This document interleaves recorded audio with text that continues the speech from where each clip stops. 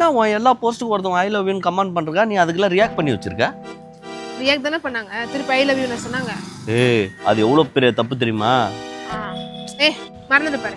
என்ன வாழ்த்துலாம் பலமா சொல்றியா? எனக்கு தமிழ் தாய் வாழ்த்து தான் தெரியும். அது இல்ல, பிறந்த நாள் வாழ்த்து. இப்போதான் உன் பர்த்டே கூட இல்லையே. உன் ஃபோன் ஓப்பன் பண்ணி வாட்ஸ்அப் ஓப்பன் பண்ணி அதுல சேவ் பண்ணாத ஒரு நம்பருக்கு ஹாப்பி பர்த்டே பக்கத்துல ரெட் ஹார்ட் போட்டுருப்பாரு. ஏய், என் பர்மிஷனே இல்லாம என் ஃபோன் எடுத்து மூன்றிருக்கியா? என்ன நீ சந்தேகப்படுறியாடி? சே சந்தேகம்லாம் படல. உன்னை கன்ஃபார்ம் பண்ணிட்டு தான் எப்பவும் உன் ஃபோன் ஒன்றுடுவேன். எடுத்து பாரு. என் ஃப்ரெண்டு புது நம்பர் மாத்திட்டா, அவளுக்கு தான் ஹாப்பி பர்த்டேன்னு விஷ் பண்ணிருக்கேன். போதுமா?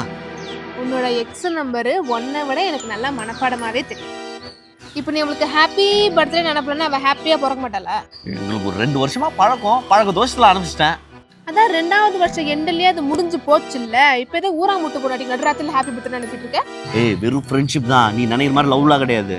உன் பெஸ்ட் ஃப்ரெண்டு பிரசாந்த், அவன் பர்த்டே அன்னைக்கு கூட நீ அவனுக்கு 12 மணிக்கு விஷ் பண்ணது கிடையாது. இப்போ என்ன இது? சரி, என் பர்த்டே என்னைக்குன்னு சொல்லு. உன் பர்த்டே பிப்ரவரி.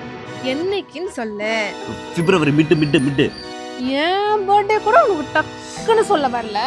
ஊரா முட்டை பொண்டாட்டியே அப்படிலாம் சொல்லாத. ஓ, அவளை சொல்றதா